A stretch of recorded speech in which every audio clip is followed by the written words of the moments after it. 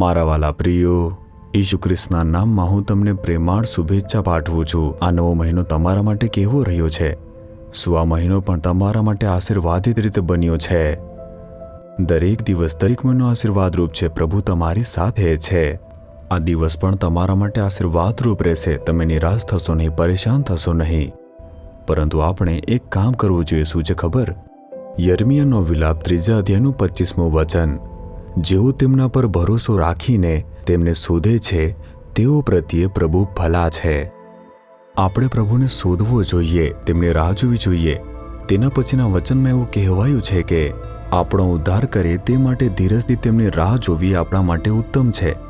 પ્રભુની રાહ જોવી ઘણા લોકો માટે તે એક સમસ્યા છે। જો આપણે સવારે કોઈ વસ્તુ માટે પ્રભુને પ્રાર્થના કરીએ છીએ, ઉઠીને પ્રાર્થના કરીએ, તો સાંજ સુધીમાં તે થઈ જવું જોઈએ। ઈશ્વરે દરેક વસ્તુ માટે એક સમય નક્કી કરી મૂકેલો છે। આપણને તે પ્રાપ્ત થાય ત્યાં સુધી આપણે રાહ જોવી જોઈએ। આપણે પ્રભુની રાહ જોવામાં જે સમય વિતાવીએ છીએ તે સમય આપણો વિશ્વાસ વ્યક્ત થાય છે।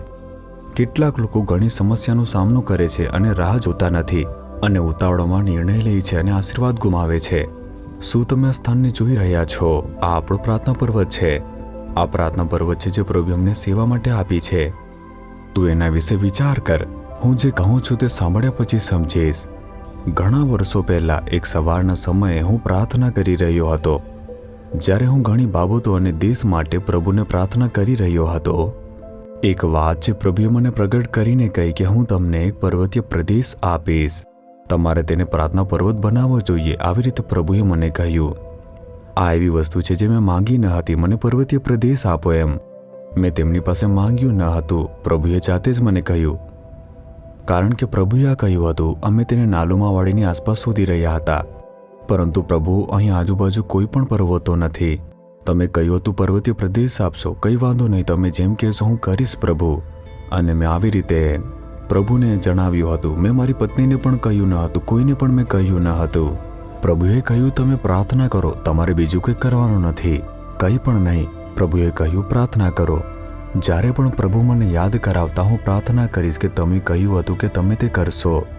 અને તમે જુઓ, લગભગ 1 વર્ષ પછી એક મિત્ર આવ્યું ને કહ્યું, કોર્ટાલામ નજીક એક પર્વતીય પ્રદેશ છે, તે વેચાણ માટે મુકાયો છે અને જે લોકો વેચે છે તે પણ પ્રભુના બાળકો જ છે। તેઓ વિચારે છે કે સેવા માટે તે આપી શકે તો સારું, તમે તેને ખરીદીને તેને પ્રાર્થના પર્વત બનાવો। તેમણે મને આ કહ્યું। પ્રભુના બીજા એક સેવક જે આ શબ્દો કહી રહ્યા છે, પ્રભુએ મને 1 વર્ષ પહેલા કહ્યું હતું તે જ અહીં કહે છે। અને પછી મને કહ્યું કે આપણી પાસે આ પર્વતીય વિસ્તાર છે, આપણે પ્રાર્થના પર્વત બનાવી શકીએ છીએ। કારણ કે મને પ્રભુએ જે કહ્યું હતું તે યાદ આવ્યું। મેં કહ્યું ઠીક છે, ચાલો જઈએ। તે આ જગ્યા હતી અને લગભગ 100 એકરથી વધુ જમીન હતી। અને તમે જુઓ, આમાં મોટા ભાગના જે પર્વતો છે તેમનો અધિકાર સરકારના વન વિભાગનો છે, પરંતુ આ એકલી જગ્યા પર્વતથી ટોચથી લઈને બાકીના પર્વતોથી ઘેરાયેલી છે ને એક જ વ્યક્તિની છે। તેની માલિકી માત્ર એક વ્યક્તિની જ છે। મને ખૂબ જ આશ્ચર્ય થયું જ્યારે મેં આ જોયું હતું અને મારા આત્મામાં ખૂબ જ સંતોષ થયો અને આનંદ થયો હતો। હું મારા હૃદયમાં સ્પષ્ટપણે જાણતો હતો કે આ જગ્યા પ્રભુએ અમને આપી છે, પ્રાર્થના પર્વત બનાવવા પસંદ કરી છે। જ્યારે મેં તેના કિંમત વિશે પૂછ્યું, તે ખૂબ જ એક મોટી રકમ હતી, કારણ કે આ જમીનનો ખૂબ જ મોટો વિશાળ વિસ્તાર છે। જો 1-2 એકર જમીન હોત તો તે સરળ હોત, જો તે 100 એકરથી વધુ હોય તો કિંમત કેટલી મોટી હોઈ શકે। અમે ખરીદી શકતા નથી, પ્રભુ રોજિંદી જરૂરિયાતો પૂરી પાડી રહ્યા છે ને। આજે સેવા માટે જે જરૂરી છે તે પ્રભુ આપે છે, કાલે જે જોઈશે તે આપશે। હું આટલા પૈસા હમણાં ક્યાંથી લાવીશ, એવી રીતે મેં વિચાર્યું અને તેને જવા દીધું। મેં કહ્યું મારી પાસે આટલા પૈસા નથી, હું તરત ખરીદી શકતો નથી। પરંતુ આ જે જમીન છે તેનો ભાગના માલિકી એ પ્રભુના બાળકો હતા।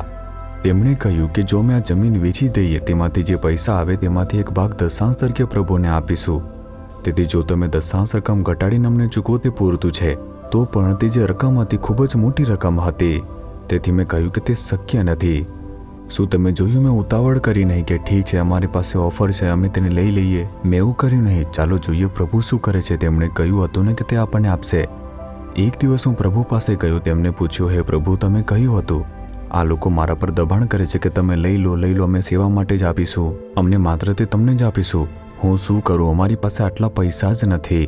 પવિત્ર આત્માએ મને પછી કહ્યું, શું કહ્યું જાણો છો? પ્રભુએ તમને શું પ્રગટ કર્યું? તેમણે કહ્યું પર્વતીય પ્રદેશ ખરીદો।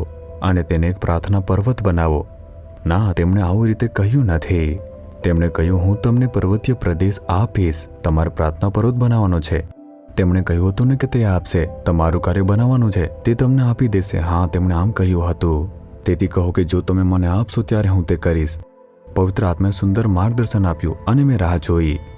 તમારે ઉતાવળ ન કરવી જોઈએ. શું તમારા બાળકોના લગ્નમાં, વ્યવસાય સંબંધિત બાબતો, સેવા કાર્ય સંબંધિત બાબતો, કોઈ પણ બાબતમાં તમે ઉતાવળ કરી રહ્યા છો? તમે બિલકુલ પણ ઉતાવળ ન કરો. તેનાથી ઘણી બધી સેવા, પરિવારો અને વ્યવસાયો પણ પ્રભાવિત થઈ શકે છે. આપણે પ્રભુની રાહ જોતા શીખવું જોઈએ. આ સ્થિતિમાં આવવા માટે મારે લગભગ 2 વર્ષ રાહ જોવી પડી. પ્રભુએ મારી સાથે વાત કરી અને પ્રાર્થના કરી રાહ જોઈ. તેના 2 વર્ષ વીતી ગયા અને હું ભૂલી શક્યો નહીં. પ્રભુનો સમય આવતો ત્યારે પ્રભુ તે કરશે. પ્રભુએ શું કર્યું? તેણે એક વ્યક્તિ સાથે વાત કરી. ચેન્નઈનો મોટો એક ઉદ્યોગપતિ આવ્યો. તેણે કહ્યું, મેં સાંભળ્યું એક પર્વતીય પ્રદેશ છે, મને ત્યાં લઈ જાઓ, મને આસપાસ બતાવો. હું તેને અહીં લાવ્યું, તેને તે બતાવ્યું. તેણે 3-4 કલાક સુધી આ બધી જગ્યાઓને જોઈ. પછી કહ્યું કે ખૂબ સરસ છે ભાઈ. તે સમયે આ બધું જંગલ હતું. તે ખડક પર બેઠો અને મને કહ્યું, હું એક કામ કરીશ, તમારે ઇનકાર ન કરવો જોઈએ. મેં કહ્યું, હા બોલો ને, શું થયું? હું આ જગ્યાને ખરીદીશ અને જીસસ રિડીમ્સ મિનિસ્ટ્રીને આપીશ. એક જ વ્યક્તિએ આખી રકમ આપીને કહ્યું, તમે કેવળ સહી કરવા માટે આવજો, હું દસ્તાવેજોનું ધ્યાન રાખીશ, કોઈ પણ દસ્તાવેજ ખર્ચ વગર. પ્રભુએ અમને 100 એકરથી વધુ જમીન મફતમાં આપી. શું આ એક ચમત્કાર નથી? શું તમે આવું કંઈ સાંભળ્યું છે? જ્યારે લોકો પેઢીઓ સુધી 1 ફૂટ જમીન માટે લડતા હોય છે ત્યારે આ પ્રભુનો એક મોટો ચમત્કાર છે. હું બિલકુલ પણ ઉતાવળમાં નહોતો. પ્રભુ કરશે ત્યારે તે કરશે. અને કારણ કે મેં ધીરજતાથી રાહ જોઈ જ્યાં સુધી પ્રભુનો સમય ન આવ્યો, મને તે મળ્યું. પરંતુ ધીરજથી રાહ જુઓ, બિલકુલ ઉતાવળ ન કરો. પ્રાર્થનાપૂર્વક રાહ જુઓ. પ્રભુનો જે ઈરાદો છે તે માટે તમે રાહ જુઓ. પ્રભુના વિરુદ્ધ તમે કામ ન કરો, નહીં તો તમારા આશીર્વાદમાં એક અવરોધ આવી જશે. શું તમે કહેશો, હે પ્રભુ, હું આશા સાથે તમારા વાયદાની રાહ જોઈશ પ્રભુ, હું તમારી રાહ જોઈશ પ્રભુ, હું ધીરજતાથી રાહ જોઈશ, તે માટે મને તમે કૃપા આપો. કહો કે હે પ્રભુ, હું ખૂબ જ આશા સાથે રાહ જોઈશ, હું તમારા આશીર્વાદ મેળવવા માટે રાહ જોઈશ, હું ઉતાવળ કરીશ નહીં. મને તે ધીરજ આપો, મને રાહ જોવાનો અનુભવ આપો. હું એ વિશ્વાસ સાથે રાહ જોઈશ, મને તે પ્રાપ્ત થશે. ઈશુના નામમાં આમેન, આમેન.